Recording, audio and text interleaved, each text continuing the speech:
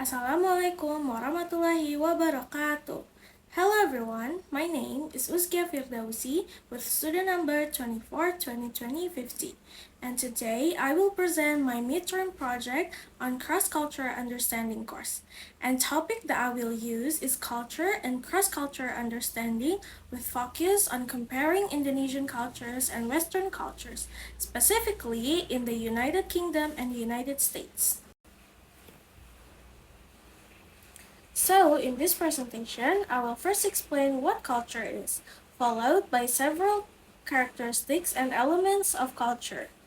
Then, I will explain what cross-cultural understanding means and why these concepts are so important, especially for English department students. After that, I will discuss one major cultural difference between Indonesian and Western cultures, supported by real-life examples and one cross-cultural theory. Finally, I will end with a brief conclusion.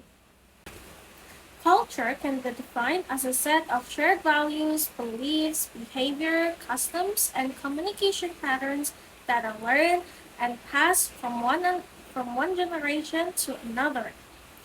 Culture shapes how people think, and interact with others.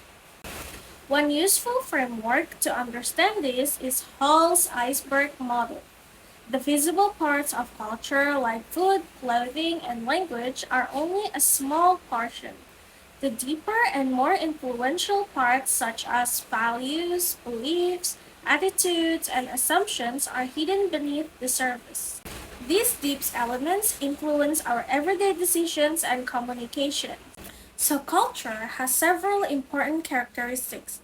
First, culture is learned. So, we are not born with cultures. Rather, we learn it from our family, school, religion, media, and society.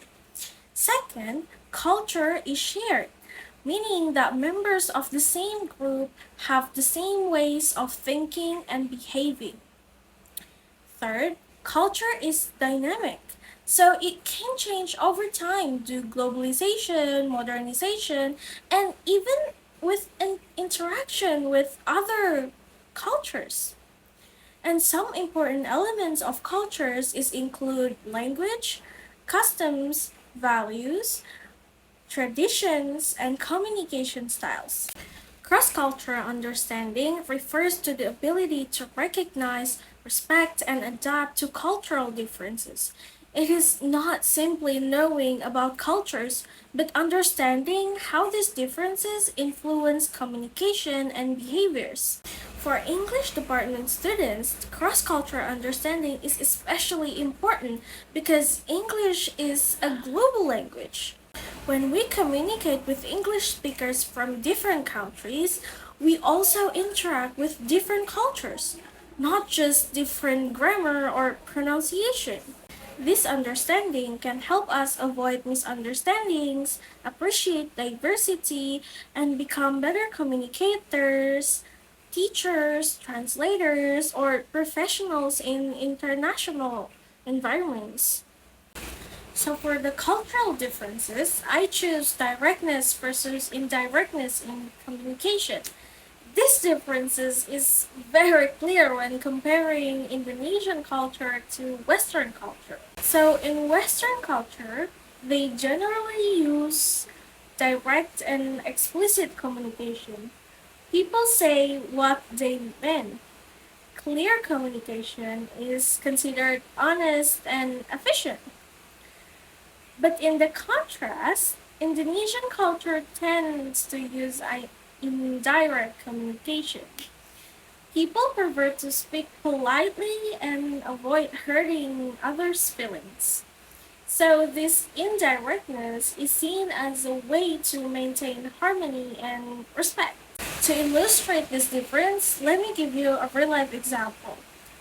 So imagine an American college as Indonesian college. Can you do this report today? An American direct response might be, "Oh, sorry, I can't finish it today." This is straightforward and considered polite in their culture. However, an Indonesian might reply with, "Inshallah," Maybe I will try, or let me check first, even though they already know they cannot finish it. For Indonesian, this indirect response is considered polite and prevents other person to feeling disappointed. But for an American, this can be confusing because they interpret this phrase as a possible yes and not a polite no. So, to support this explanation, I will use Edward T. Hall high context and low context communication theory. So, according to Hall, high context cultures such as Indonesia rely heavily on implied meanings, social harmony, and shared cultural understanding. Messages are indirect because people are expected to read between the lines. Low context cultures, such as the US and the UK, depends on direct, explicit communication. The message is contained in the word themselves, not in context. This theory clearly explains why Indonesians often use soft, indirect expressions, while American and British speakers prefer straightforward communication. Connecting this theory with the real-life example help us understand not only what the difference is, but also why it happens. In conclusion, culture shapes how people think, act, and communicate. Understanding culture and cross-cultural differences is essential for avoiding misunderstandings, especially in global communication. The difference between direct and indirect communication is one of the clearest contrasts between Indonesian and Western cultures. Westerners tend to act direct and explicit, while Indonesian are more indirect and polite. Hall's high context and low context theory help explains the reason behind these differences. That's all I have from my presentation today about culture and cross-cultural understanding. Thank you so much for watching and listening to my videos. Wassalamualaikum warahmatullahi wabarakatuh.